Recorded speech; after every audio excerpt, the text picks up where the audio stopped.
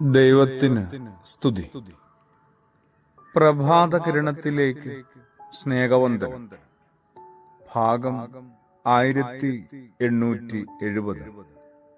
ഇന്ന് ഫെബ്രുവരി മാസം 12-ാം തീയതി, 43-ാമത്തെ ദിവസത്തിലെത്തി. 3 നോമ്പിന്റെ 3-ാം ദിനമാണ്.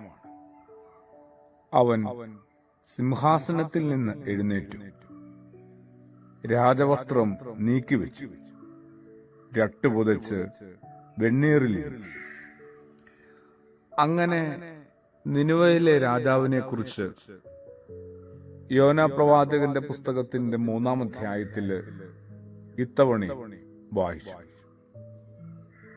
ആദരവും അത്ഭുതവും ഒക്കെ തോന്നുന്നു ഈ രാജാവിനോട്. ആദരവിനും അത്ഭുതത്തിനും അപ്പുറത്ത് ശരിക്കും അസൂയയും തോന്നുന്നുണ്ട്. ഒരുപാട് രാജാക്കന്മാരെ എനിക്കും പരിചയമുണ്ട്, നമുക്ക് ഓരോരുത്തർക്കും പരിചയമുണ്ട്.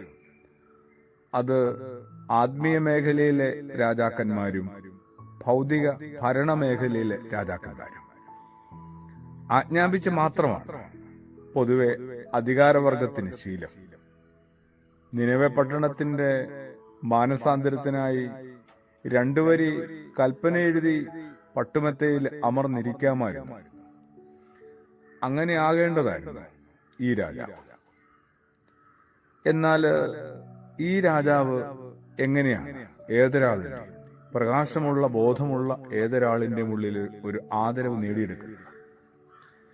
നേരിട്ട് ദൈവം പുള്ളിയോടൊന്നും ആജ്ഞാപിക്കുന്നില്ല, ഒരു അറിയിപ്പും എത്തിച്ചു കൊടുക്കുന്നില്ല.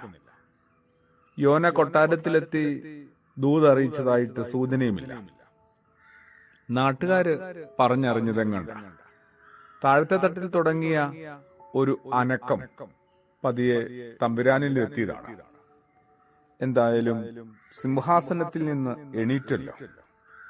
എപ്പോഴാണ് ഞാനും നമ്മളും നമ്മുടെ മതത്തിന്റെ തമ്പുരാക്കന്മാരും രാജാക്കന്മാരും രാഷ്ട്രത്തിന്റെ നേതാക്കന്മാരുമൊക്കെ സ്വന്തം സിംഹാസനം വിട്ട് എണീക്കുക? അവിടം തന്നെ നല്ലൊരു തുടക്കമായി മാറുന്നുണ്ട്. അവിടം കൊണ്ടും ഈ രാജാവ് തീരുന്നില്ല കേട്ടോ, തുടങ്ങുന്നതേ ഉള്ളൂ. രാജവസ്ത്രം നീക്കിവെക്കുകയാണ്. ആർഭാടങ്ങളും ആഡംബരങ്ങളും എപ്പോഴാണ് നമ്മളും ഒന്ന് ഒഴിവാക്കുക? ഒഴിവാക്കാവുന്നതെങ്കിലും ഒന്ന് ഒഴിവാക്കി തുടങ്ങണ്ടേ? 3 നോമ്പിന്റെ ദിനങ്ങൾ അതിനുവേണ്ടി കൂടിയാണ്. ഞാൻ എന്നെ തന്നെ മറച്ച് നിർത്തുന്ന, എന്നെ തന്നെ മറച്ച് നിലനിർത്തുന്ന കുറെ ആവരണങ്ങളുണ്ട്, മുഖാവരണങ്ങളുണ്ട്. അവയെല്ലാം ഒന്ന് ഉരിഞ്ഞു വെക്കാനായിട്ട് എപ്പോഴാ ഞാനും തയ്യാറാവുക? പിന്നെ ഇങ്ങനെ ചാക്ക് പുതച്ച് ചാരത്തിലിരുന്നു എന്നൊക്കെ വായിക്കുമ്പോ, കേൾക്കുമ്പോ, ഓർക്കുമ്പോ അതൊരു അനുതാപത്തിന്റെ ഒരു നിലനിൽപ്പും കൂടിയാണ്, ഒരു ഭാവമാണ്. അത്തരം ഒരു ഭാവവും സ്വഭാവവും ഒക്കെ ഞാനും ഒന്ന് നേടേണ്ടതാണ്. എല്ലാ തമ്പുരാക്കന്മാരും ഒന്ന് നേടേണ്ടതാണ്. പ്രാർത്ഥനയോടുകൂടി ആമേൻ.